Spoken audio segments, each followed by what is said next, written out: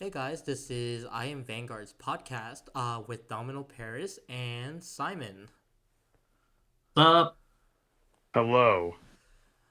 So, Simon, as you are aware, me and Gabe both played at the shop qualifiers, and our buddy Daniel actually won the whole thing.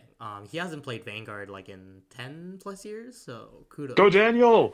Yeah, I lost to him in the finals. It was me And and I him in the lost in the finals. first round, Get so. wrecked! Get wrecked! But then it was the bad mojo where like I beat him in our last Yep, round in Swiss. I got very trigger happy early yep. because I began my beginning hand, including the sixth card I draw for my turn, was non-triggers. So, Gabe, uh, as a Destiny player, bad juju hasn't been PvP relevant for like 6 years, man. Come on. hey man, look, I'm behind on the times then, but yeah, no, today was fun though, satisfying.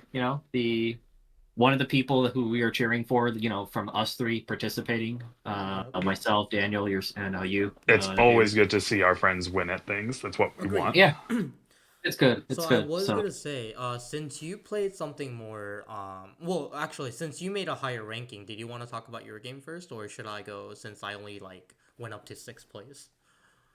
well, you handed. I mean, that shouldn't matter. Well, while it's fresh in my mind before it Yeah. leaves my head, basically we had 3 round Swiss. So first round I played against Lyrical deck. I think it was Kyrie. It was a grade 4 Yeah. deck that had a lot of bouncing involved. I already had some experience playing the same guy in our other locals when I was playing Blademeyer as well. I went undefeated that day as well, and he was my first round opponent as well, so it was kind of weird. But I have a good feel against multi-attack decks dealing with Blademeyer. I feel like with a lot of decks too, with a lot of increased tempo that they have, it's kind of like you just try to guard early to sustain damage and to sustain damage later. And what I found very interesting is that when you kind of do that, and especially against a deck, someone piloting a deck that's supposed to be like a little bit tempo, it kind of you kind of notice. I kind of notice that sometimes some players change their behaviors on how they play, because then they try to be even more aggressive to try and push in the damage more, or maybe they could be hesitant because then they don't want to overcommit and get punished for that as well. So it was kind of the same thing that happened where I perfect guarded his grade 4 while I was at, I believe, 1 damage. He hit like a crit, but then I ended up blocking his other rear guard with the crit, so I kept myself at 2 damage while he was pushed to 4. So then by the time I divine skilled him, when you when you're at 4 damage with divine skill against Blandemeyer with the Zamu, that's pretty much GG. Round two, I thought that was my best game that I played all day. That was against Shiranui. Gets a good guy, and good guy opponent, and we both played well. We both played well. No like cheese. It was just a good back and forth game.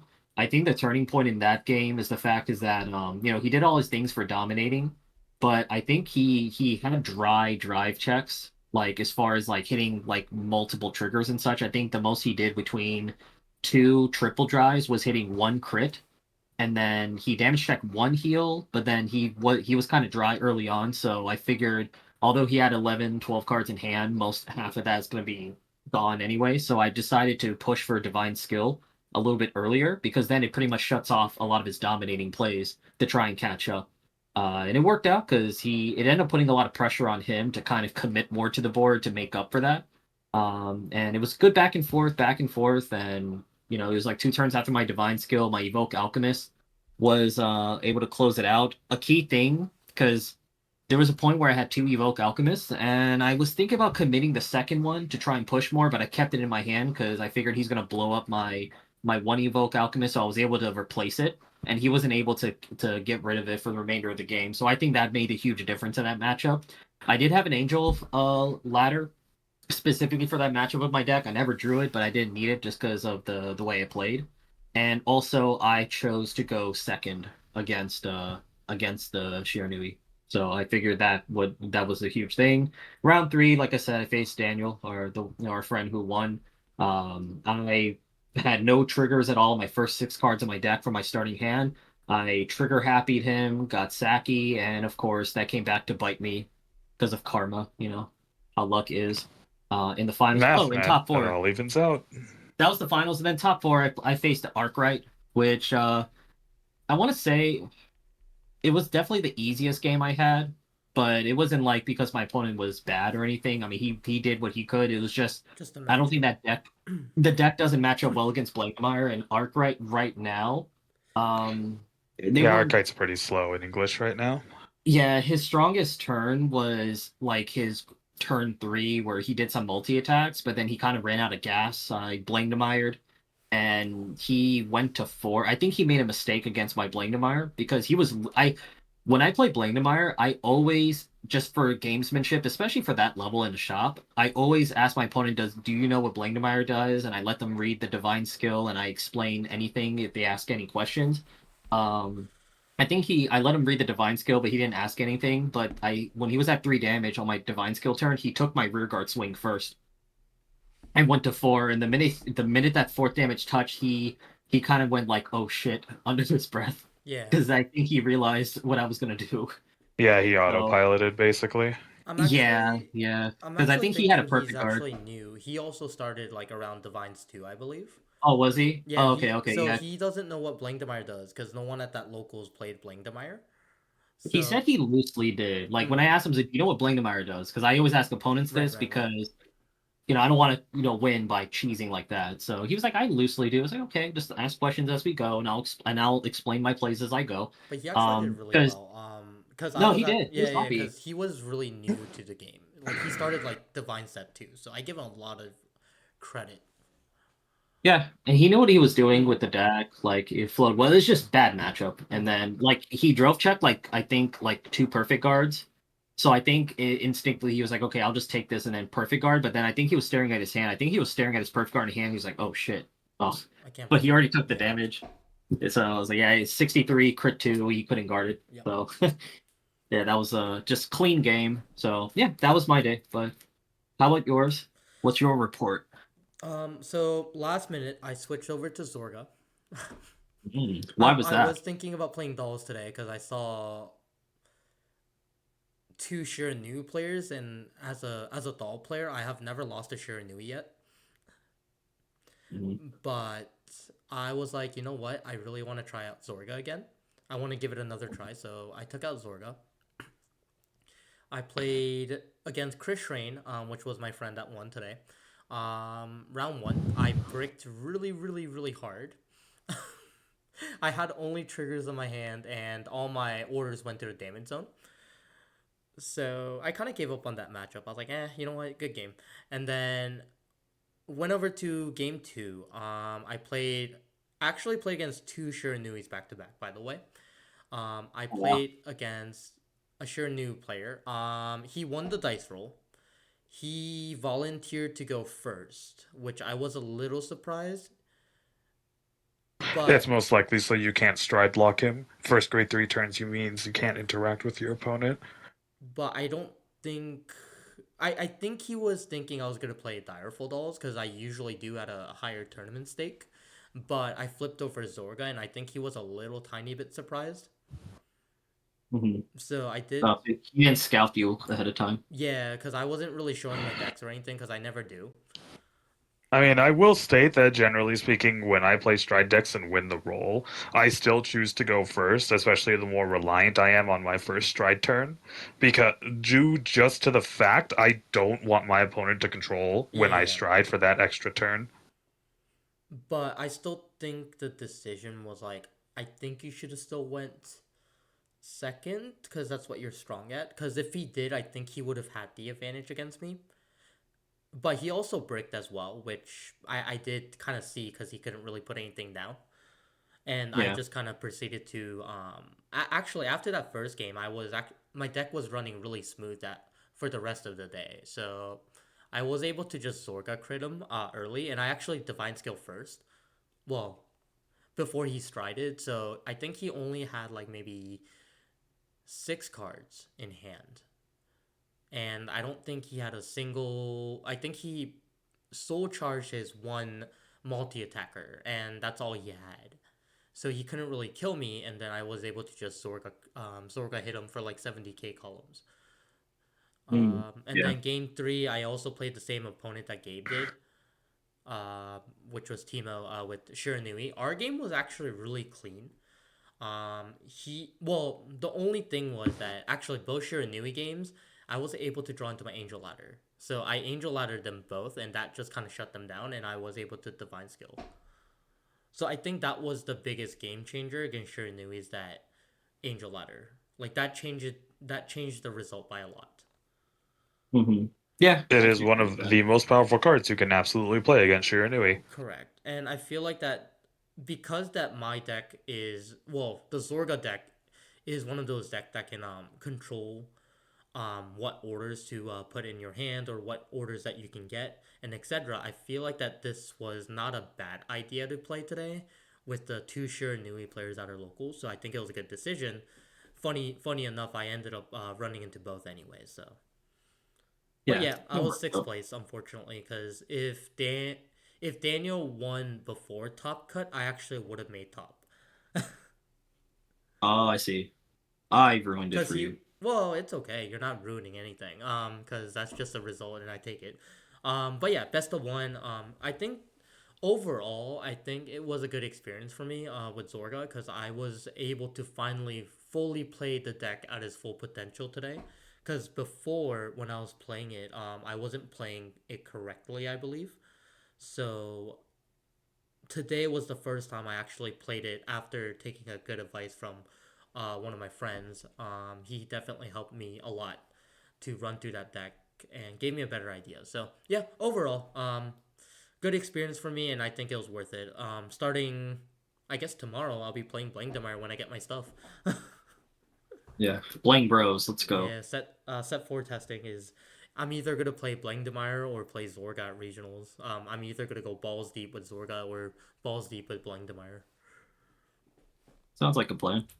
All right. So yeah. So briefly, one of our groups won the bike card, and yeah, overall pretty fun experience. It was only like 11 people. I think a lot of people were exhausted from the lyrical tournament yesterday, so less people showed up today. Because originally it was all 16 players that signed up. Yeah, and then people dropped. Simon, did you wanna do the report, and I'll kind of bounce back and forth with you on the recent upload from Freedom Duo's team tournament results? Well, it looks like from the team tournament where we're looking at, obviously with the Pretty Berry stuff, I Uh, kind of just disregard that because we're just not going to get that deck. The deck that had the highest turnout in every single team was King Levidrass. yeah, it's an interesting deck. That that is pretty good. That deck has been making a good showing since set 5 came out over in Japan. We've seen it top a lot in the locals around there, almost as much as Leo Odium, and it actually goes over Leo Odium inside the team tournament. Right, It's a right. good deck. Any deck that can convert their grade threes into some sort of tempo and draw gameplay, which is what that deck does, very good. And it's nice to have a true tempo deck back in Vanguard as well. I think real tempo like Levy Draws keeps a lot of other decks in check, and I think that just makes us have an overall much more varied and healthy meta, Yep. honestly speaking. The nice thing about what I see trending in the results from Freedom Duo, which, well, if anybody is listening to this right now, you can just type in Freedom Duo Vanguard on Google, and then you will see the articles that we see for more context of information. Is obviously Pretty Berry is in there. But the nice thing about team tournaments is you see a lot of varied decks out here. Outside of the Levy Drass being in almost every single team, we see King Raziel bringing it up right behind him for Yep. representation. There's some Vargas Like, I see. yep, there's two Vargas if I am looking at this correctly. Three? No, I Nope, think it's there's two. more. There's like four Vargas in total in the top One, 16. two, three. I think I only see three. Oh well, I believe you because I have dyslexia. But yeah, Vargas showing up more often. Unsurprising. Like, it's a strong deck. It still has the original Divine skill to fall back on, even though the deck has slowed down relatively with the new stuff, or because we only see so few deck builds and we only see the tops. Maybe they went the route that they don't even play most of the new Malworm cards and they just kind of go straight for Varga to face. I would say definitely seeing not a lot, but definitely more than last week. Cause remember like the last week we were checking for deck results, like there was like barely any Night Rose because everyone wanted to try out set five. But I think people are finally coming back to realization that Night Rose is a good deck to play again. So the Stride deck, Not necessarily realization, right? It's kind of like what we do. Maybe we just want to play a different deck the newest deck, today. whatever is possible too. Yeah, recency bias, I because I know think that's what I did on Saturday. Yeah, yeah, yeah, yeah. I think like when it comes to teams, it's really hard to gauge Right. the meta as accurately in a singles because there's different motivations for teams. Because even like sometimes Motivations. Like, sometimes people want to, It's as a not joke, fun. they'll say, "Hey, look, I'll just play this, and you guys can carry me on this," and then it just sometimes the results just fall in their favor throughout the day. So it's really hard to Of maybe. you don't course. know Like, who's that carries or not. I think the point you're touching on is that we can extrapolate is that it's hard to compile raw data for meta analysis from team tournaments because, to be completely frank, we don't know what decks are carrying and what decks aren't, or Right. if there are even any carries and stuff like that. I had a discussion with David on it earlier, but what I generally try to do for team tournament analyses is I try to see what's trending in every team on what's playing if we're like, trying to analyze what's good, right? Like something to Yeah. take away from the results we see now is like Levi Dras is unequivocally tier one at least for our analyses up to this point from the last 2 weeks of showing and showing up here in the team tournament. You should not discount Raziel because Raziel is doing the same thing just to a lesser extent. Yep. And then obviously we have the old favorites like Varga is still topping here and there. We got Night Rose doing the same thing. So I think using team tournaments for raw data analysis should be reinforcing, for the most part, what we see is trending. And if a team tournament sets new trends, like let's say hypothetically, we haven't seen Levy Drast hopping in the last week, and suddenly it's in every single team this week, it's like, okay, it's setting a new trend. People believe in this deck and stuff like that. Yeah, that is no, I could definitely agree with that Mm-hmm. as well. I mean, it's just the classic, take it with a grain of salt. It's just like I think with like team tournaments, it's hard to like leverage. I guess when you see any anomalies, it's usually very easy just to say it's for team. It's just teams. So this anomaly is because it's in a team environment.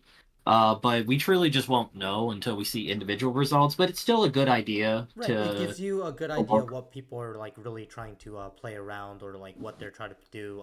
It Well, gives you a yes, base idea. Like I'm not saying like all data is important. every single. I agree 100%. Like I feel like every data is important. And how we use it or how we take it is definitely a different approach as a player. It's just a different, yeah, just a different way to read it, Hmm. pretty much. But obviously, you don't take term result at face value, Of but course. you kind of just look at why, Like like I guess like the good example was like what he was mentioning is Raziel, same thing, and it's consistent, so people are playing it. Same with the King Levy dress. Last week there was a lot. This week there's a lot, so we can definitely see the trending on that. And Varga's Varga, like people are gonna still play it because it's now deck and hype. Lirio, people are still playing it, but like not as much as last week. So which meaning that they wanted to try it out, but maybe this week it wasn't, they weren't feeling it or whatever. I mean, but we might get more next week, which we can kind of see that. so Leo is also going to be still trending still. So so something I kind of want to bring up looking at these tournament results, and I mm-hmm. want to see what you guys opinion on this. I talked about this briefly with some guys at the shop today, Mm-hmm. and I think like starting in set five, obviously, uh, we're gonna see a trend to of like whether or not we're going and whether or not the meta you would consider to be a turn four meta, and then you base everything off your turn four. It kind of reminds me. It makes me think a little bit about Stride era. If you guys remember with Stride era, um, before everything got broken on first stride. But when things were pretty tame on the first stride, so you have to wait for the second stride, and this is before G guards, of course. So you Right, right, pretty much had to wait for the second stride to actually take off. right, So I almost feel it's almost the same idea because like Varga on the first grade three, it's okay. It's doing the same typical things, but the true deck is highlighted once it's turn four to go into Rakesha or whatever, and then same thing I think goes with like King Levidris. Uh seeing King Levidris around here, it's very interesting because on paper it's not a very no, aggressive high tempo deck, but it's almost like a way to help counteract the turn four because its turn four can create some markers to try and lock down and mitigate a tempo push by your opponent. And it just seems like everything kind of waits to go off in turn four to kind of see peak performance. So my question with you guys is, do you see aggro decks kind of making a comeback to address that, similar to how some people like to play like Grade One Rush decks back in Stride era, where they took Mm, advantage of that window of opportunity, or do you think that standard will pretty much stay as a turn four or greater type of deck? Kind of like the pace that we're having now, but kind of maybe going up a little bit in potency as we get a little bit deeper with more support like this.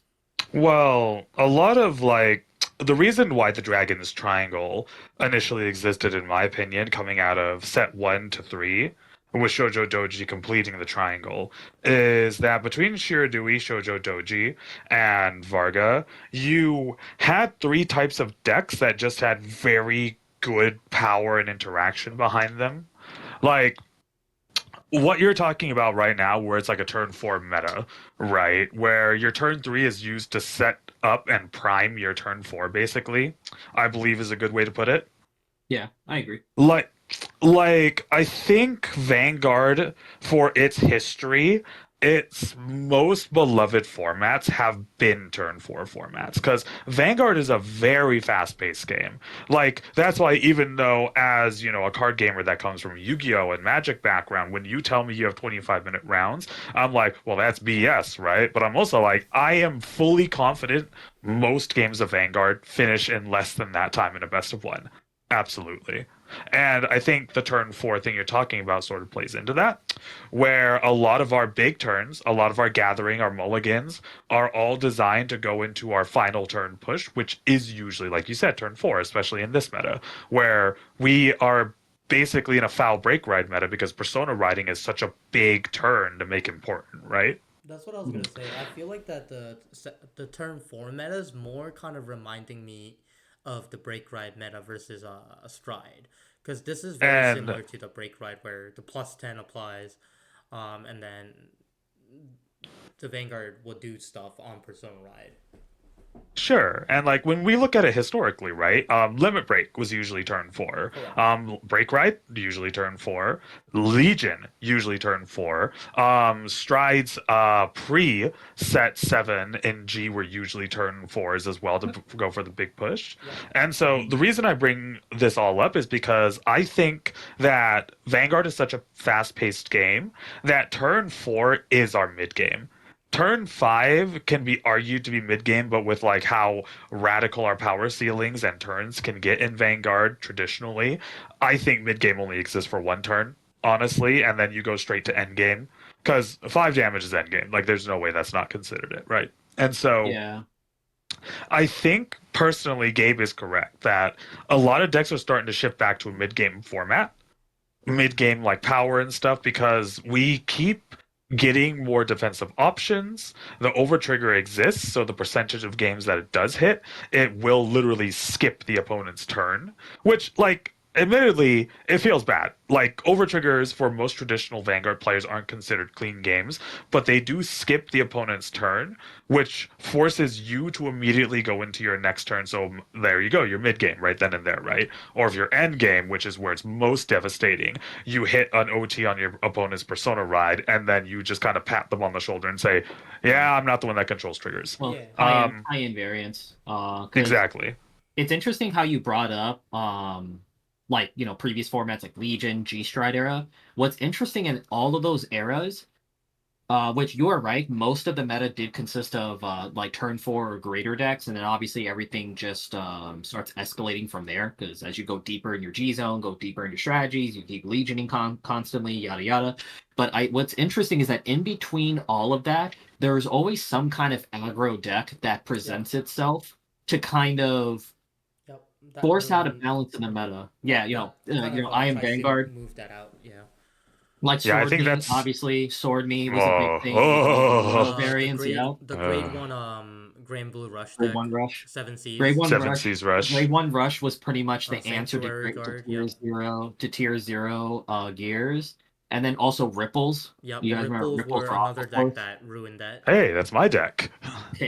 Ripples. So it's like there always seemed because typically, and this is like in any type any any card game where first off, if control is the best deck, the format is bad Hmm. because then no one can play is allowed to play the game. Correct. Tempo decks typically is what if a tempo mid-range type of deck is the one leading the meta. Typically, that represents the balance, but I'm kind of looking ahead to set five and higher, and you see all these like, and Balance now will the turn tilt. four and greater, it's a little bit stronger and stronger. So what I'm wondering is that will there ever? I know Alden is supposed to be like a more aggressive Hmm. deck, coming for set four, but it's just not holding up well at all. So I'm just wondering if things will continue escalating to where we're just going to stay like this and gets worse to where they have to pretty much reset the format again as they did with Stride Era because Stride Era got way out of control.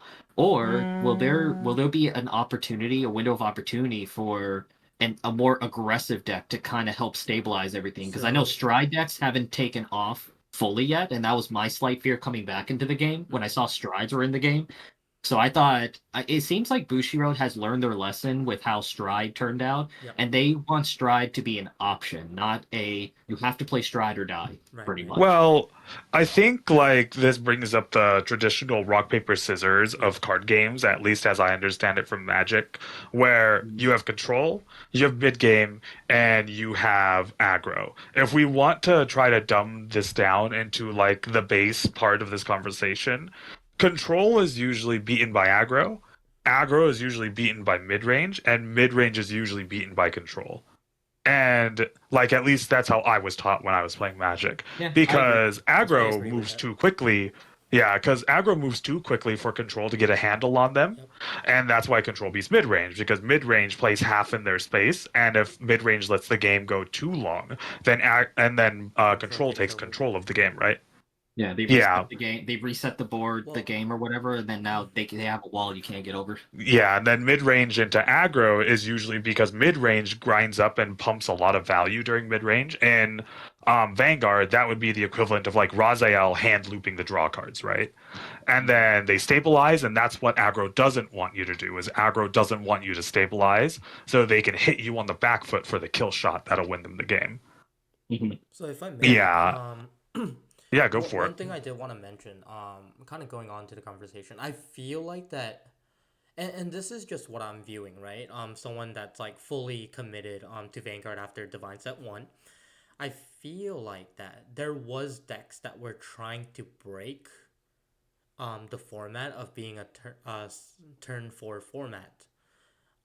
But every time that there was a deck that was trying to break it, I think Bushiro just goes for the ban list. Like that, at least like that's what I've been observing for what the year or so, like how the meta's been going on.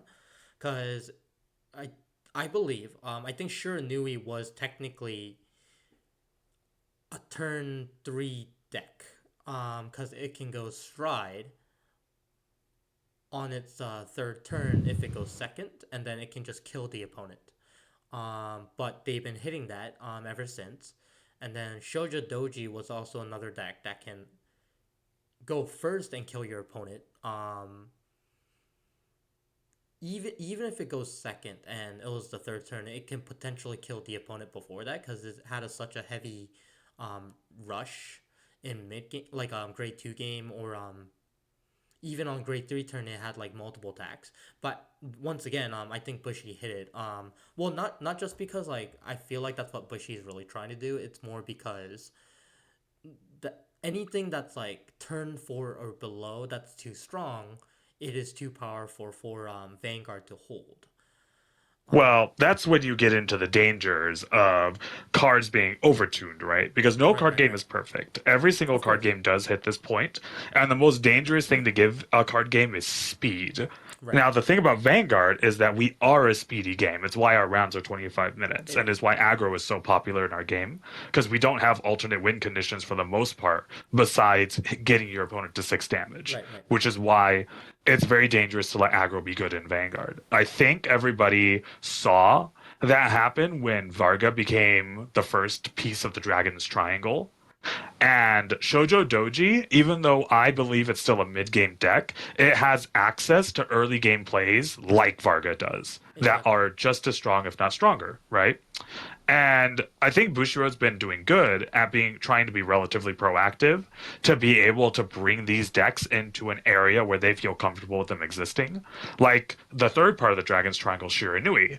Because if Shiranui goes second, I make jokes that, oh, Shiranui went first because their first turn is attacking me 7 times if they pull the nuts, right? Yes. You're right. But Bushiroad's 2 hits to Shiranui and Shoujo Doji, I think were really smart. Honestly, it lowers the consistency of those decks seeing those powerful multi-attack cards. Mhm. And they're designed for Drake's List of Rakshasa for Varga. I also like it because it brings the deck closer to if you want to play the new stuff, you play the slower stuff. That's basically what they said. And we as card gamers like shiny new toys. So, people like playing the Dragworm version of that deck. And the big thing about overtuned cards and how they get to that point is there aren't enough checks and balances against them. And I think that's what happened with the Dragon's Triangle in Yep. set 1, 2, and 3. Like, what checks and balances did we have against Varga saying F the middle and the late game? I'm just going to kill you in the early game on my first grade 3 turn if I win second. God forbid, or if they check a lucky crit if they went first.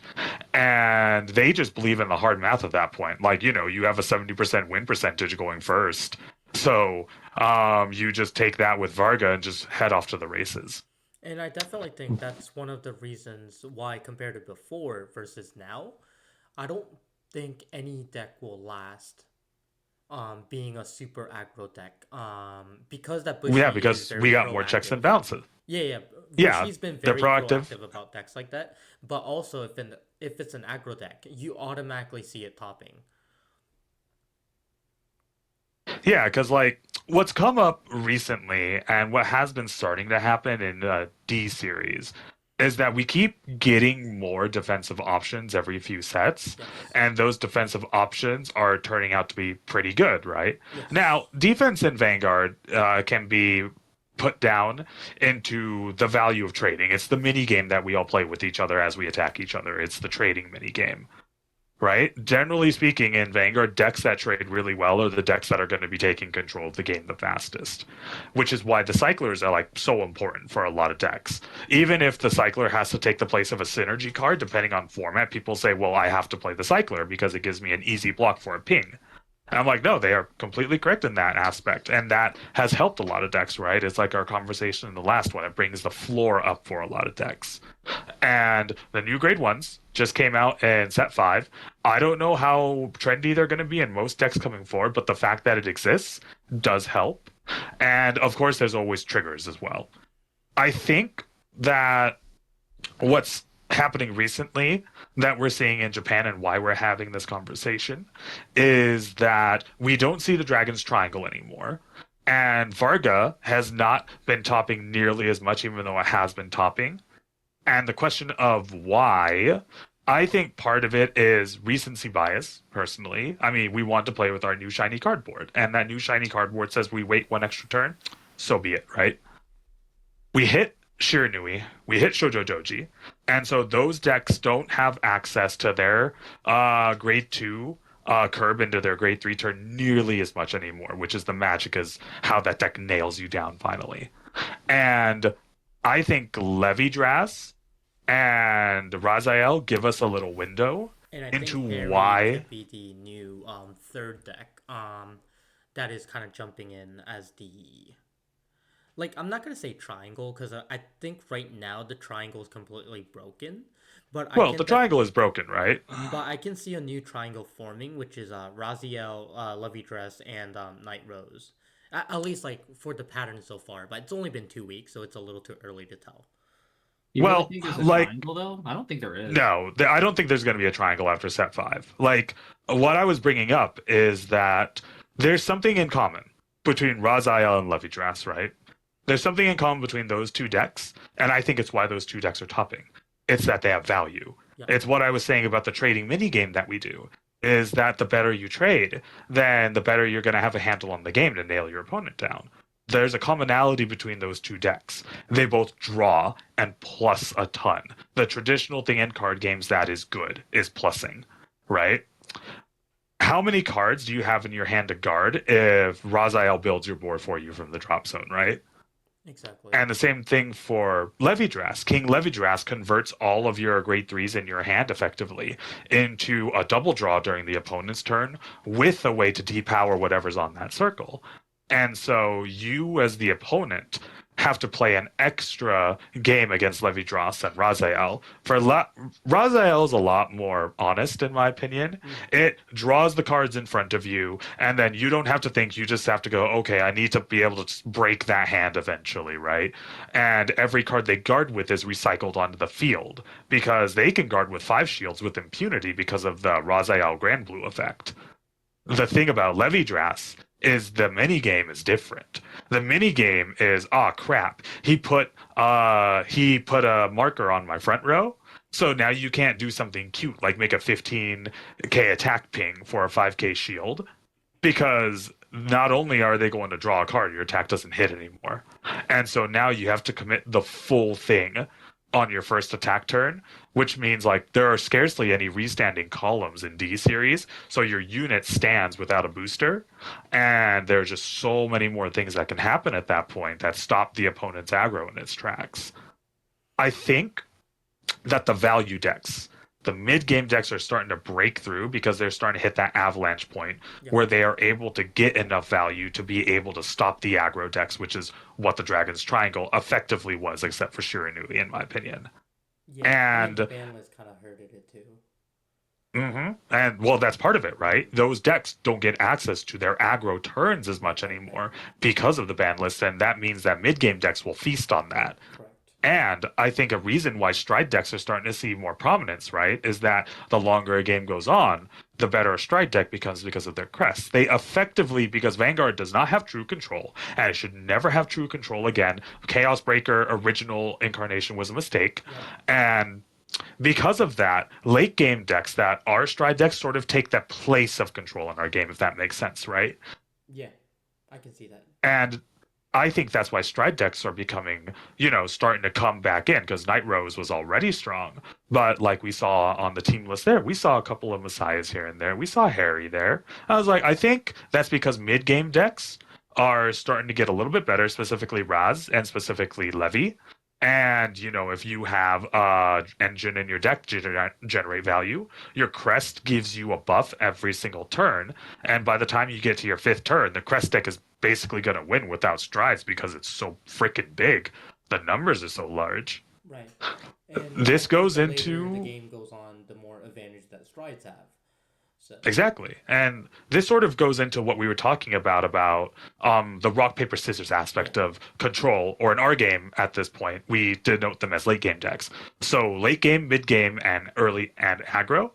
I think we're starting to hit that point where we're finding balance again between the three rather than with the Dragon's Triangle. right. And I think that's what we're all sort of saying right now is that mid game is coming back up. That means late game decks are going to have, a better time because of matchup potential. And then early game aggro decks are starting to scale back, like we said, which I think is a good thing.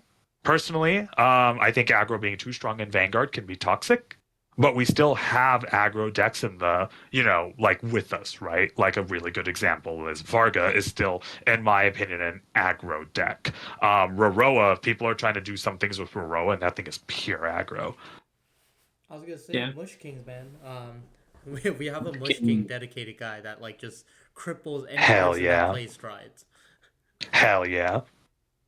So I mean, I can see where your conversation point is with this is that Vanguard's always been that though. I remember when strides didn't have G guards. We were in a triangle format. Which one was Chaos Breaker. The other deck was Gears, and the third deck was Sanctuary Guard as a aggro deck. So it was aggro, control, and Uh, grade one rush, tempo. Yeah. Grand Blue, grade one No, no, rush. this is before that. Oh, before that, okay. This is like right before that G guards came out, because Grade One Rush was still a thing right after that format, though. Right. So I feel like that was probably the most balanced format, in my opinion, at the time. Because if someone played Sanctuary Guard and they run into a Chaos, or not a Chaos, sorry. Well, actually, it was different though. I feel like that Gears were strong against Chaos. Saint Guard was strong against Gears, and Saint Guard was weak against Chaos. So it was a little bit opposite at the time. Like it was reversed in that Hmm. format. But I mean, definitely this is more of a story later on though. I feel like that Mm-mm. if I we don't go think. if we go into the G era conversation, like it could get really long. I mean, I Let's don't not feel like strike it was too long really for that. But that different from what we're talking about because well, it was Sanctuary Guard, in effect, is mm, an aggro deck, right? correct, So but against the Chaos control is deck, which is control though. Chaos, it's good. Mhm. Yeah, Chaos is control overall, but Chaos locks the field, and then you stride on top of Sanctuary Guard, and you just kind of go for it. Exactly, I yeah, think the difference here being is that because Sanctuary Guard is so field reliant, that's sort of where the weakness lies. right, right. And again, Chaos controls in such a strange way, which is why Lock is never coming back. It controls That was not a horrible. card, it controls a zone. Yep, that's That's horrible. like going up to Yu-Gi-Oh and then you locking them on a link. It's like no, none of that Yeah, now. yeah, yeah. But yeah, overall, I I just agree. feel like that. Like that was the most balanced format at the time, and I think Vanguard right now, current state, is kind of slowly shifting to that balanced format. Um, a little bit. Like I can see it happening. We're The more finally. checks and Mhm. balances our game gets, the Yeah, more yeah, stable our format is going to get. correct. And I feel like that with the divines and everything, and now that they're bringing back cards, making the older decks a little, or supporting the older decks, and then supporting the stride decks a little bit, like Gears and Messiah, I can definitely see the there could be some balance, or that set could break the meta for set six. But this is a conversation There's once we see the reveals, of course. even after the reveals, like we don't talking about future sets is Of a course. rabbit hole I generally Yeah, yeah, don't yeah. That's a think that rabbit hole people that should we go can into. continue to talk about without knowing what fully it does. So Like, just to lay it down, there is no point for us to talk about cards that don't exist yet and correct. pretend what their effects do. We just wait, and then even Yep. after they reveal the cards, there are deck builders out there that are just smarter than us, that will play more than us. They'll figure it out and we'll figure it out. And then it just, that's a discussion we'll have in February, for us at least. Yeah, speculation is just for fun Of discussion, course. but not Yeah, to yeah, take yeah. seriously. I mean, we let the professional council of people who pretty like honestly deck lists and theory crafting is pretty much like a virus because like once there's one list out there that seems like it works, everyone just starts following Yep. more and more. That's So the Yep, and then the reality. list disseminates. Yeah, and then the it'll list work itself disseminates out. as people It'll yeah. play test it, and then people put in their own Yep. variations, and eventually we get to distilled what we think the true best deck is, as is Correct. such is the way in card games. I Correct. think that um, honestly, now that we're on the turnover from set three into set four, my initial thoughts on us going into it is a little interesting. Like set three, I kind of disregarded because the only meta thing that came out in set Shoujo three on Doji. that landscape was Dayusha, in my opinion. Oh, I not think he even was the only Shoujo like Doji. Shoujo Doji. Oh yeah, he did get his support in set three, so he counts as well. He completed the Yeah, I was triangle, about to say Shoujo Doji and Dayusha were the only relevant decks in set three. The other decks were but just like all like older decks. Dayusha being relevant, I think was the big upset here. Yep. Because like Japan sort of worked out Shoujo Doji for us. It's a best of one format. Yep. That deck can pull the nuts and shift from being a value deck into a straight up multi attack aggro deck on a dime. Yep. And it's like, okay, sure, right? But the weird thing about Japan was that they took longer to work out Dayusha, so we didn't get future sight on that. Yep. And they kind of figured it out the same time that we got the set. Mm-hmm. And suddenly, like we saw Dayusha play more over here, we started understanding what it did more. That it's just a straight up value spike deck. I was like, sure, sure. And my experience with set three, I think, was really nice because I got Dayusha. And it just, it always feels good to not be playing what everybody else is playing at the time. So, yeah, there's that.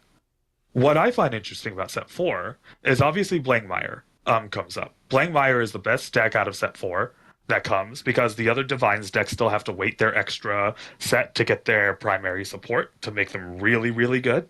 The only one that makes it out is Alden, somewhat because Alden has a backdrop of support and they just turn into Ermac dot deck. Ermac being their 25k attacker. Um, Pretty simple. The deck just tries to make him attack you as many times as possible, as early as possible, and it just goes from there. I think the big thing in set four that I'm most excited about, and it's not actually Blankmeyer, because that's an equation that has been solved. Everybody in Japan and their mothers has shown us how that deck is built. We put in our own personal text, whatever. I really like the casual landscape that came out of set four. Like the new Yeah. Blankmeyer deck is a really nice puzzle box to figure out. It's really cool. The new additions to Avant-Garde give the deck even more of the cards it likes to see on its first turn three to try to push the opponent into the corner so it can try to nail them down. We got a lot of double R support for older decks like Bava Sagra loves her new Grade 2, which is just a more efficient version of Shabadabada. And Bruce gets to attack you 7 times now. Like, I think the casual landscape is the most exciting out of set four, and that's what I've been enjoying the most so far. Actually, what I've been liking with Divine, I mentioned with the other guys, is that if you notice, they've been do I think Bushi's been doing a really good job so far at at providing boss units for like a nation or a deck and finding ways to retain value and keeping using the boss unit. So like even one card or two that comes out in a set is enough to supplement the deck to actually have it have a little bit more slight viability. It's actually very impressive how they were able to do that. Like Welstra, for example, the publicist, the grade one, that card itself changes the whole dynamics of the deck. Like I felt the deck just works so much better now. Mm-hmm, And mm-hmm. especially with the testing that I've done myself. Barrow Magnus got a few nice Yeah. cards. You mentioned Basaraba La La La, for Blah, blah, blah. So what's really good is that because because back in the old days, like usually once you build the deck, if you want to build a new deck, you pretty much have to trash what you have and then just start again from it. You pretty much just slash and burn farm your collection of decks. So it's not often that you get to all of a sudden revive it unless depending on how old you guys are at this game, like cross ride. Oh, maybe you'll get a cross ride. Maybe there's a reverse version of it. Don't, Most of the time. don't. You're making me feel my age. Don't. But most of the time, you have to pretty much throw away your entire deck Yeah. and then rebuy the whole deck. So I actually really love this It concept that feels Bushi is nice to doing. upgrade. Yep. It just Versus feels, bossing out your deck. and you don't have to commit, and you don't have to commit so much money. It's like, for example, if you already built Welstra, and wasn't even that expensive necessarily to build it, and you could build it budget and be viable.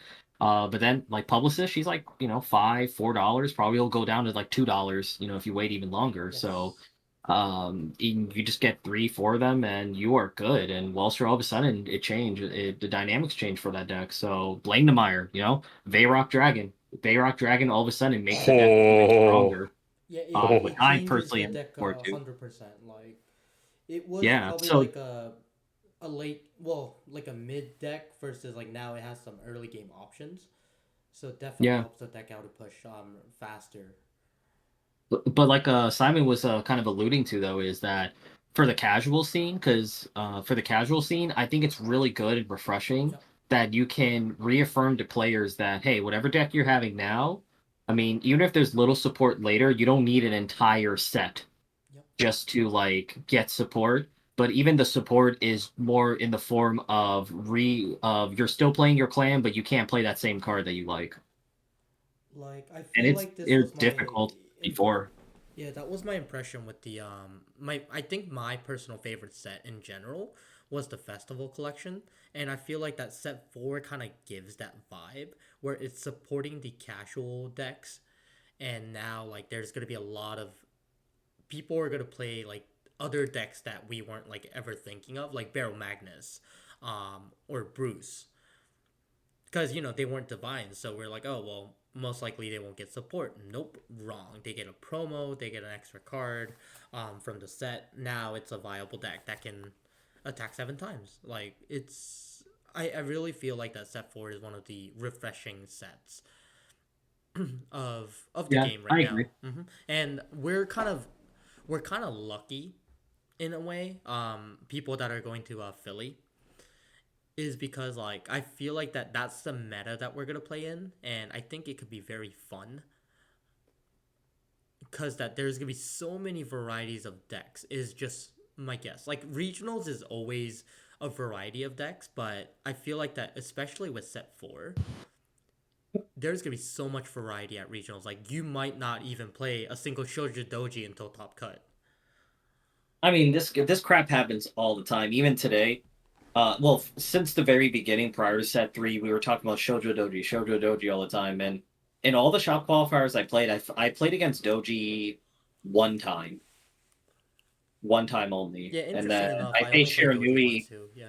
and I keep hearing people talk about Shiranui so much, but then I faced Shiranui only one time, and that was my first time today at today's shop qualifier that I faced it. So it's like, you still gotta you There's still have always to going be to be prepared meta for these decks. around, but because a lot of our compatriots do play a lot of casual decks, I think that's like why I find set 4 so exciting and why it feels like you guys like that aspect too, is that our areas play relatively casually, and that's why it feels so good to have a set like set 4 come out, because not only has Japan given us the future sight that the Dragon's Triangle is going to be fully broken by the bans, but also that set 4 just tunes up a lot of like casual decks, and a lot of these casual decks we just don't see or play against, right? And so we get to experience new things, new stimuli and stuff like that. And like you look at Barrel Magnus, who was kind of a joke before, and you're like, oh, new Barrel Magnus, I wonder what that does. That's part of like that romanticism that we have in card games, right? Is seeing new stuff happen and like experiencing it like the anime episode or some crap like that. Yeah, no, I agree. I agree. So I think set three just pretty much was a supplementary set. Same thing going into set four. It's a supplementary set. So we're not going to necessarily get any. Well, there are some like new boss units. It's more just to catch up with the season two of the anime. But I don't think there's any boss units in set four that's going to really be groundbreaking. It's just more just to supplement the format and sprinkle some more seasoning on the pot that is Yeah, Vanguard. put the cherry on top. And just get more variety out there. And Paldio I think will be a interesting deck for those who want to be for because I think like something interesting.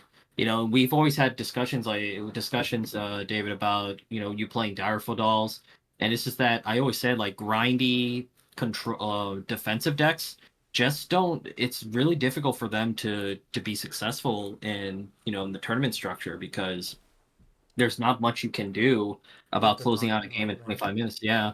And Paul Dio it's nice to kind of add another flavor of playstyle into the meta to kind of just add some more variety. We're going to probably see some results with it on our end here in the West. So it's going to be interesting to see how it mixes in with everything. But set three and set four are definitely supplemental sets. Some nice minor upgrades to existing decks that I think are solid, and now they become even better. Vlandemeyer, Welser, I mentioned. Barrow Magnus becomes a little bit more playable. Stuff like that. Shoujo Doji, I still think Shoujo Doji does lead the meta I as agree. well because I mean, the way I always view decks is how well can it secure because every deck has its window of opportunity as far as win condition. And I just kind of look at how strong is that win condition when when they do eventually get presented their opportunity to do it. How consistent are they at getting to that? It's never going to be 100%, but what tools do they have to get there, and how effective is it? That's pretty, and how well does it match up to other decks as well. But Shoujo Doji kind of checks all those boxes. I think it's just a lot of other nuances to it. Um, Well, I think which is why some people Shoujo don't want to Doji shy away from it. is gonna have a slightly harder time, from my perspective, right? And I'm just saying because once again, like decks like Impaldio, definitely can give Shoujo Doji a pretty decently hard time because they get the extra numbers when Shoji Doji is rushing them, Yeah, it's which good. is It's kind a of out good. of their comfort zone. But once again, this is like the rock paper scissors type thing, Yeah, because Empoleon Impaldio. loses to everything Yeah, else. yeah, because that's kind of like what I like with Impaldio in the mix. Because some people will be interested in it. I'm building it myself, Yeah. not really playing competitively. I All have three my of other us are building priorities. it. Yeah, like I think Impaldio is. I just like that the presence of Impaldio can shake up the meta a little bit. Yep. I 100%. think Doji. Like personally, like honestly, like looking ahead to set four. Um, I I honestly still think that Doji will still be part of the top. Like if we Yep. had to make a tier list, I take tier list with a heavy grain of salt, like a Himalayan salt. But like Doji, Damn. you can put in Damn. top tier. I can That's like the definitely pure see one salt. of the lyrical decks also being in that top tier list. Michu. Yeah, Michu, Either absolutely. And yeah, Kyoka yeah, following right behind it. Kyoka is really yeah. consistent too. And then yeah, definitely Michu is probably another deck that I would consider top with Doji as well. We just don't see it performing as much in our locals, but I'm definitely sure at regionals it will be another deck that we should be watching out for. At least like we should know Sure. what it does. And lyrical, just like formerly Bermuda, like they have a very dedicated fan base. Of course. So like for sure, you are that's gonna a get way of people saying buying it. it. They have a very dedicated Yep. fan base. So they will flock over and play. They will have their presence known. If there's anything I know for sure about Lyrical and Bermuda overlap and overture, it's that Bermuda Triangle has always had the most creative deck builders because Bermuda Triangle has every single mechanic in it because they steal their mechanics from every single other clan. So obviously, deck builders like to gravitate into it to figure out the puzzle box. I think Lyrical sort of helps provide that because Lyrical, same situation, and they'll get one set a year, so all their decks do like different stuff and new stuff and stuff like that. I always like keeping an eye on Lyrical. Mm-hmm. They always seem to have new shit coming out, and I think it still holds over. You get the best deck builders over in Bermuda. You get the best deck builders over in Lyrical. I want to see what you guys can do, and maybe I can steal some of your tech from my stuff. Well, I was gonna say set four lyrical deck. I forgot the name of the card, but that deck is also pretty dangerous too. Flame is very, very No, no, not fast. that That's one. The one that the anime girl, the fan girl Lishiafel. plays. Yeah, that one. Not Lishiafel. Not Lishiafel. Wait, is it Lishiafel? Either way, Catgirl. Majesty Lord Catgirl. That's what we call her. Correct. So She's also pretty dangerous too. MLC is pretty. It's pretty okay. MLC. I played against her over the last few days. I think that deck definitely needs its second set Yep. because they just sucking up the field for one drive, man. That neg one overall just hurts. Yeah. And you have to play all of these cards that have to like draw you cards to make up for losing it and whatnot. And it's 18k base. At least I feel like it was partial bad matchup because I play Bastion, I play Bruce, I play all these decks that just get enormously large. So I feel like that is definitely a factor that went into our opinions coming out of the playtesting. But like I never felt the deck pressure me, if that's a good way to say it. But like I said, I play a lot of high power column decks. I build board synergy decks. Yeah, yeah. So I am probably the exact audience that deck does not want to see. So I'm just That's gonna wait for it to understandable. shake out. Yeah, I'm just gonna wait for it to shake out and say, man, I'm just a bad matchup. We got to see how it plays against everything else. Yeah, I agree. It's like sometimes it's hard to gauge how good a deck is when you happen to always play the right matchup against them. Mhm. So Exactly. there's a lot of confirmation bias involved there.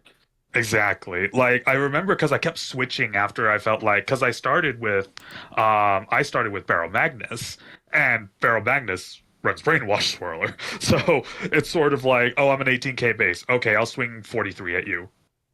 Excuse me? I'm like, yeah. And frickin', Bastion. You played against my Bastion deck. It's like, hey, 41k. It's like, okay. Bruce, how big is that column? 38?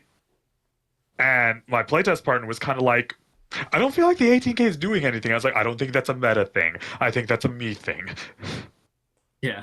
So oh, it depends. Well, I That's would just say, I quality know playtesting. that we were kind of going through it, but what's your initial thoughts for? Sorry, I kind of brain froze. I was Set gonna say four. like yeah, I mean going into like finishing up the set three because we just played the last day of set three uh Yep. today technically because we couldn't play any of the new stuff because of the 2 week rule. Yep. Because the 2 week rule. Yep. So, Yep. what's your overall thoughts? Yep. Because today was technically the last day for us for shop Which qualifier. our store totally follows the 2 week rule. That's what I'm saying officially here right now. So I think that my locals is pretty blessed, and that when we do choose to play, for the most part, we don't play all meta. Um, and going into meta matchups, so we'll start with that side. I play if I'm going to play meta in set three, I'm playing Dayusha. Has a fantastic matchup against everything, and I get bored. I don't get bored because of Dayusha, because that deck has a lot of plays it can do. Yeah. I get bored because I know what my play against every single of the three decks I'm going to be playing is. And so I don't get that like stimuli that I have to figure out a new way to solve a new problem when I play in a card game. That's it's why I play Control in Magic. It's why I love mid game and tempo so much and card games in general. It's because I like solving the math equation, the X in the math equation. I think on the casual landscape for set three, I actually really liked some of the generic cards that came out for Keter Sanctuary because that's my main color I play. Like Pararam lets me build fields even faster with power, so a lot of my floors were brought up from relatively bad decks like Liela Morta, Thagria as well, and stuff like that. So I have really good thoughts coming out of set three, honestly. That's obviously powered by the casual landscape and the meta shift in set four. But yeah, I like set three a lot coming out of it, and I'm really looking forward to set four a lot as well. I'm really excited. I personally thought set three had probably one of the best generics other than set one. Yeah, the grade ones, The like the one grade I ones just were talked about. absolutely amazing, like Alvina's, the Forcolores, and the Keter one that you mentioned. Like set three probably had one of the best generics that came out because set four doesn't have good generics coming out. From my perspective. Yeah, those intercepts, the auto stoppers. I was like, okay, there's a reason these are double R. Yeah, I got it still just in case I do want to play it later on. I mean, they were so cheap, but I don't think that set four has good generics. Set five has decent generics. Like the guards are really nice, but we gotta remember, those are like really relevant against like stride decks, which could be a potential meta. Which yes, those will work, but if you have a matchup that just plays straight divines or whatever deck, then but Like we obviously were that's saying yeah. last week, kids, hoard your shit, Yeah, hoard your hoard shit. your stuff. Yep. But yeah, I set three, do have a good impression. Just like you, Simon is it had the best generic grade one support. So I if definitely I had to give that set be a lot of credit. if I had to be honest, could I be really honest Yeah, though? I think set No, three was I don't know. I found set three to be a very boring set, yeah, because and Shoto Doji Dayusha was like it the was best just support. like well, it was just more of like Dayusha. They have their fans. If you want to play Dayusha, great. But then other than that, I mean, you played Shoto Doji. Shoto Doji pretty much got inserted into the meta and But we didn't even basically see a lot of play it. Shoji Doji though. But even then, like it's another deck that you really don't want to deal with. Like, we could talk about their flaws and pros and cons, but it's the fact it's one of the decks you really Yeah, would rather not deal with in a tournament setting. agreed. Um, so all it did was just inserted a top tier deck into the format, really with top tier decks, it's either you like them or you hate them because it's either you're playing them or you're Yeah, not, you're the and one then playing them or you're not. Yep. mirror matches suck. And then even with our personal experience, like interacting with other local doji players, you included a little bit because we were having conversations about it. Yep. It's like it doesn't even seem like people are either enjoying the deck because of the mirror matches, or it's just Yeah. like 100%. there's a lot of nuances to it. But this is why um, having a varied meta is so important after all. yeah, set three That's was why the just kind of Dragon's Triangle boring. sucks. Yeah, set three is kind of like it was kind of boring for me personally. Plus, like all the decks I played can do without set three. Yeah. I would have been fine. Set four was a big set for me personally because of the decks I have. Because like Wellstra, Varga, Langdamar, Flangdemire, Wellstra. yeah, Wellstra. Ooh, meta tier 1 Gabe here. Ooh. Those aren't even. I don't know. You could say. I don't know. I I don't think Dude, consider. they're you still own like I Veleno. think You they're can like literally go mid up to tier anyone active. that say you're a meta whore and just say, "Dude, I own Veleno," and they officially have to back off you. Like I have Valeno as well. And yeah, and then I'm Wellstra. building Impalia. I have Wellstra. Yeah, I'm So definitely not a meta uh player. I yeah, do no, think set four was huge. Go ahead. I think a big thing, like for you, Gabe, that we're starting to see here is that I think because your pool of decks is higher going into set four, that's why you're enjoying it more. Yep. Because it's like what David was mentioning earlier that was congruent with my point. We really enjoyed the new generics because those rose the baseline of a lot of our decks that aren't meta. Right? Mhm. Like I think the most enjoyable thing I put Periram in was Leela Morta. And It's Leo you know, Morta. Yep. yeah, it's Leo Lamorta. It's the worst Divines, or one of the worst Divines decks, if not the worst. And I was like, all right, cool. I love this card. I'm going to be able to play it more now with more efficiency. And that's because I have a pool, right? I have a big pool of decks. I think that now that you're getting a larger pool of decks Yep. yourself, that's why you're going to start enjoying sets more, especially if the sets have generic cards in it, because you get to interact with the great puzzle box problem that we all as card gamers love to play.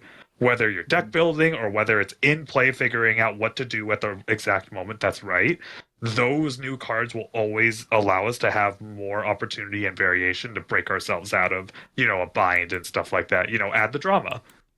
Yeah, no, for sure, for sure. And it's just like I think set four just touches more.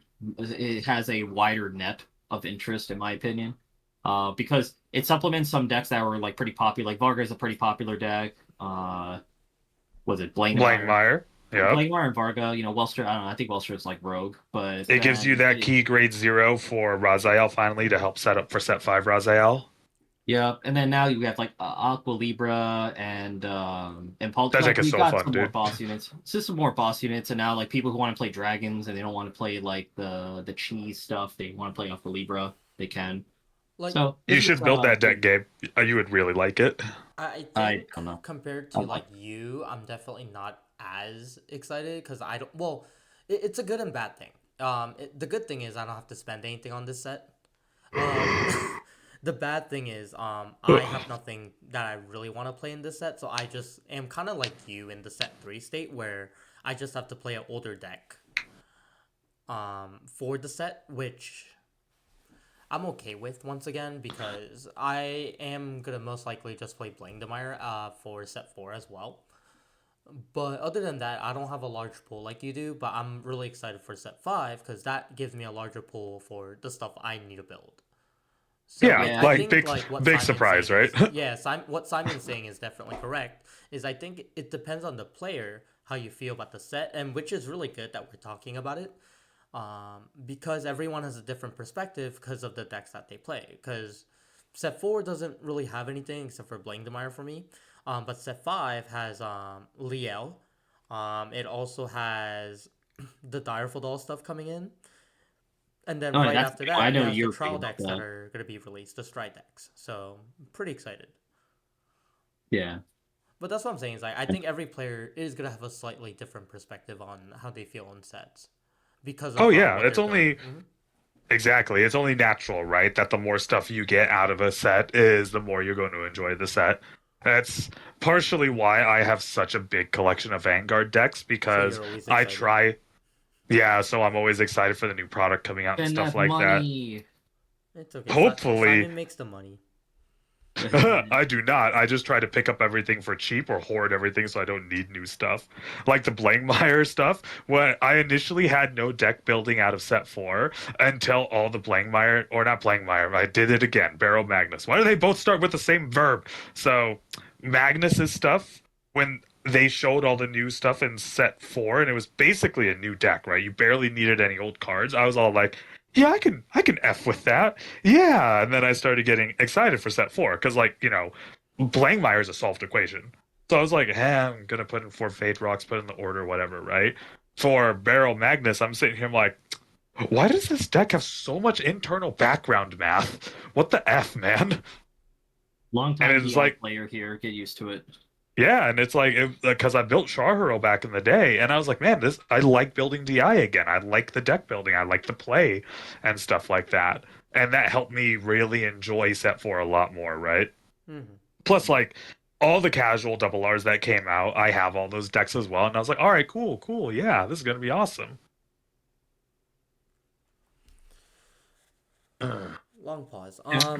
But yeah, definitely. Set four is gonna be our main meta for the regionals. So we're gonna have to Yeah. we're gonna have to like do some research. But I know that there's a Be a lot of wide for regionals that. between November to end of like when we're playing, basically, because Spring that. Yep. Fest. Because I know that regionals is the final regionals for set four, and then it goes into set five for the next regionals, which is like I think end of December, I believe. Should be the next regionals. Looking at the date, let me see. If it's traditional, it should be the third week of December that the set will come out. If it's traditional. Surprisingly, I have the calendar. Actually, no, never mind. So there's nothing, and the next regionals is in Vancouver, which is on January 11th. So that is the next regionals. There you go. Yeah, because Christmas and all that, which is understandable. Yeah, I hope you guys have fun when you go. Like I said, like I think set four bringing Blankmeyer into the equation does a pretty decent shakeup as well. And us as like import overseas players, not even import, just overseas players, because we get everything later Uh huh. than Japan does, but we see the ban list further ahead. I think America is in a peculiar position where if they know a deck's going to get hit, they tend not to Not to play that play deck it. for events. So we're And probably gonna see so, less of the Shoji Doji and Shiranuis because people are like, I'm gonna sell this deck because it's gonna get yeah, hit anyways. Yeah. yeah, exactly. Yeah, there's It shifts, right? happened already. It happened in our shop. A guy sold a Shiranui deck that's worth like hit the premium deck set version, Oh yeah, which yeah, is yeah, worth yeah. like he sold it for $280 fully That's a completed. really good deal. It's a fully built deck too. Yeah. Holy cannoli. But yeah, it's like, that's why I like when Japan throws ban lists out, because I'm like, oh, the next big event's gonna see a lot more variation now. Yay! Yeah, we Because I think really also yeah. you're filtering out people who prioritize just trying to win with the deck and then leaving behind the people who are actually You're passionate about the deck. Gabe coming in with the toxic. He's like, oh yeah, we'll get all these fake fans out of here. Yeah. Yeah, yeah. Get out of here. I'd like Go to see go that. go something else. Go No, play it's a good Miracle. thing. I do like that because everybody sees the future because of Japan, that these sorts of ban lists help make and break metas over here for more variation. Because the variation is like, it adds to the romanticism of card games. That's part of the reason I like card games so much. Yeah, I agree. So I'm definitely looking forward to set four. I think our meta is gonna be really really really different compared to what Japan had for their set four. Yeah, I can see it. So I think we should just be well. Anyone that's listening to the podcast, I think you should just play what you want once again, because in Vanguard it's best of one and OTs win games. Well, see, I don't want to spread that assuming that like OTs are gonna happen for you because OT you can get hit. What Of I always course. say is when you're choosing a deck, play something that just feels right for you. Like understand your tendencies as a player, and like there's with set four with casting him in wider like I said earlier, set four is casting a little, adding more decks into the mix. Because I even talked to some guys in our locals, and there's a few other decks that they're interested in playing because there's like it's a new boss units. Yep. So understand your tendencies as a player and find a deck that matches that and something that just feels right for you to play. Like variance does happen, but like don't think like you could Oh play yeah, of whatever you course. want and variance will carry you, but it's more of like play what feels right to you, what you enjoy playing, because then all the bumpy roads you're gonna go through with that deck will be an enjoyable experience. And I say even if you are competitive, the pursuit of competing with a deck that you really enjoy is what's going to make it the Yep. most enjoyable for you. Because if you're just playing just to win, you're just not going to have fun. Because it was like that moment when I was trying out Shoji Doji to see if it was really dominant. Uh-huh. I wasn't doing too well with it, and I actually didn't really enjoy playing that deck in the first place. Yeah, So we I, talked about it so mhm. much. Well, I mean, people here don't know, or people listening Yeah. don't know about our conversation. But I remember Gabe was basically saying that, hey, why don't you just play the Direful Doll deck? Because you seem pretty confident and you always do talk about it. So why don't you try it out? As soon as I take Oh it, yeah, and then I followed up Gabe on that as well because I remember us talking about yeah, it, and like after I tried to serve you the math equation, you're like, I don't want the math, dude. And I was like, play the deck you love. The deck you love will pay you back. It's like a relationship. it did. I just told you, play the damn deck because the last thing I want to hear, like as tidbits going forward, is that you regret not playing Direful Dolls because you bricked again with Doji, and you're like, damn, I should have played Direful Dolls. I should have played Direful. Just fucking play it. Well, I Play it, was and if gonna you say the survive best with it, part was I you're did like, make cool. top two and top eight with the deck continuously in the Yeah, shop qualifiers. you So did well. Yeah, you did fantastic with it, so that's expected for sure. it's a consistent deck. I mean, just Yeah. the only weakness to the deck is the time clock. So The clock time, unfortunately, no one can beat time. Time is inevitable. the thing is, No, I I'll just can. go and play you, David, with my Raziel deck, and then we'll just sit there and make dinner, have a pizza, and watch a Yeah, man. movie for our We'll match. pour wine. We'll do a Netflix and chill while we're at it, right? It's funny. What was I gonna But say? yeah, like, Mm. but yeah, set four is definitely going to be like I'm excited for set four. Like, Yep, same. I definitely saw a lot of people in our locals like showing up for the sneaks. I know I Yep. didn't even participate in sneaks in set three. Cause like, who cares? Personally, Yeah, and yeah, then yeah. I Doji was agree. I so think most easy, people didn't really and Doji participate set was three. cheap. And it's also like if you're the Doji player, all you need is the grade three, which is the cheapest part. You Yep. already have the core, so it's like it's just yeah. And there's the Dayusha, but like again, it was cheap, so it was like there wasn't a lot of stir of excitement in my opinion. People were just like kind of like because like oh god, it's gonna Doji. We're gonna have to deal with Doji Yeah, the now. I don't Dragon's deal with Triangle was Doji. there, so we Yep. all know what we're going to be playing against. Yeah, so set four I think is just gonna be a lot. But Like I it's said, gonna man, lead to casual set five. landscape. Yeah, and it's really just setting the foundation for set five because Leveragess. I think Leveragess the way it is right now. I don't think it's too strong right now. But then it's gonna get No, first even set of support, better. right?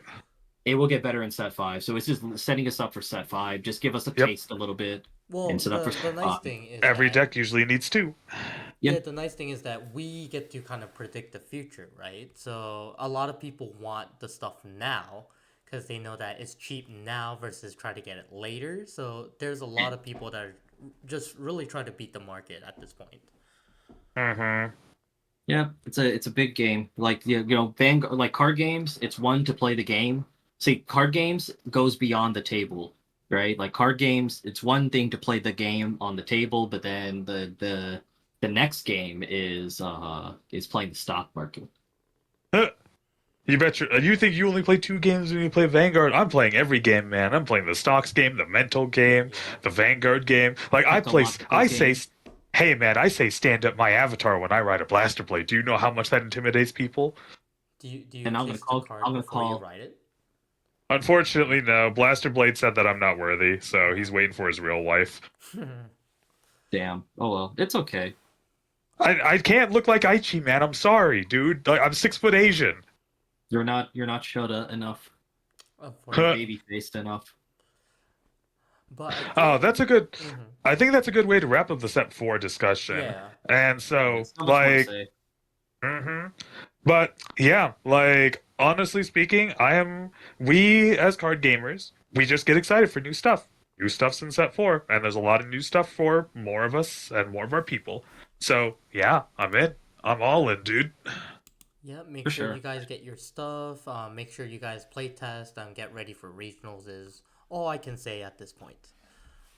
Yep, exactly. Just, play the damn game and enjoy yourself and there's a lot of different options out there and if you get bored like I do sometimes, Switch up look for decks. something that's budget. Look for something that's budgety that doesn't require like what is it, like cyclers or whatever.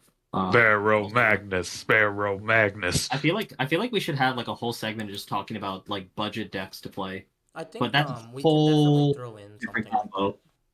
Yeah, I think like I for have like some. players coming in with I'll budgets. suggest some stuff. But other than that, I think now is a good time for us to do the shout outs for our local shops. So Sure. I will, yeah, I'd say that you guys usually start off because I do a double for Yeah, mine yeah. because of the two shops I like.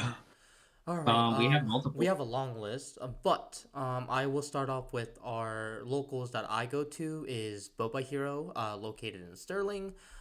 We have Vanguard on Mondays for anyone around the area. We start from 7. And then we also have Curio Caverns. They have 2 locations that do Vanguard, 4 locations in total, potentially other Vanguard locations that could be in the future. So make sure you do support. They have Wednesday and Saturday locals. We have locals in Maryland, which is Superstar Games. Huge fan of that store because our friend runs the store. I believe they do their locals on Sundays. I believe it's 1 o'clock. And then we also have Greedy Goblin in Maryland as well. Make sure you do check them out. They do their locals on Saturdays as well.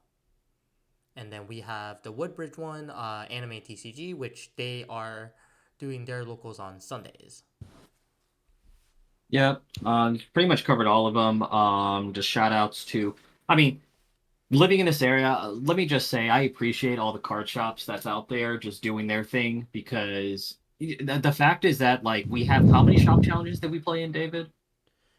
Like starting with Superstar, we literally went from the most northern point to like the most southern Yeah, for the point. shop qualifiers, yeah, we We went participate in like almost four or every one. five. Mm-hmm. Yeah, Must be like almost nice. 4 or 5. So, We have like five, you know, six chances to play. so me and David, we attend like the same locals. All I will say is don't take your card shops for granted. Like Yes. really, don't take your card shops and communities for granted. I've in Treat my them years in well. my YouTube Clean channel, up. yep, clean Yep. up, respect people. You're gonna have disagreements. You're gonna have disagreements with people in the shop, people running things, and Yeah, just but keep in don't cuss mind them out. that Just get along with just everyone. just Be just try respectful. just value your community as much as you do with your cards because without the community, without the shop, it just you're You not don't gonna get have to a play game your with me. cards. And make sure you Yeah, I guys bring in new players and make sure you teach them how to play and also support them by helping them out too. Because we recently been getting a lot of players at the Boba location, uh-huh. and it's crazy to see that these people have no information of Vanguard and they want to play, and that matters because that's another person on the table that you got to sit down to play your card game that you enjoy. And just know that whatever, especially with new players, I love has meeting new players because whatever time you invest into helping them, it'll come back because a couple new guys actually exclusively in their sneaks came to me first for cards that I kind of Yes. put out there that I want, and he came to me first, and he even offered me at a lower price than what he would give to other people because I helped him and Yep. backseated for him in his favor in a Varga mirror match in our, Yep. our first in his first day, and he was nervous as hell. Yep. But Hey Gabe, just I'm new. Can you yeah. help me get SR Vade Rock Dragons, bro? F you, I have my own. Get your own. Anyway, Simon, Uh, would you like to do your shout outs? I tried. I have two shops I always shout out in Utah. The first one is Mythos Games at mythos.games for their website. Fantastic shop, great customer service, and if you ever need anything, you can always call them and they'll help you out as a customer. They treat us really well and keep us in. Second shop, run by a friend of mine, by Hafet, is The Fun Collector at thefuncollector.net. Fantastic dude, same thing. Treats his players really well. Always looks out for the customer. It's exactly what I want to see in shops. Always pay back the shops and they pay you back as well. Invest in your shop, invest in your community, and everything will pay back in dividends. Yep. Always. I always That say. is exactly it. With that, that should be everything for today. All right. Awesome. Sayonara. Sayonara. We're gonna be back with a new topic next week, and maybe We are. hopefully a little longer. Yep. All right, guys. Thank you for listening. Bye. See ya.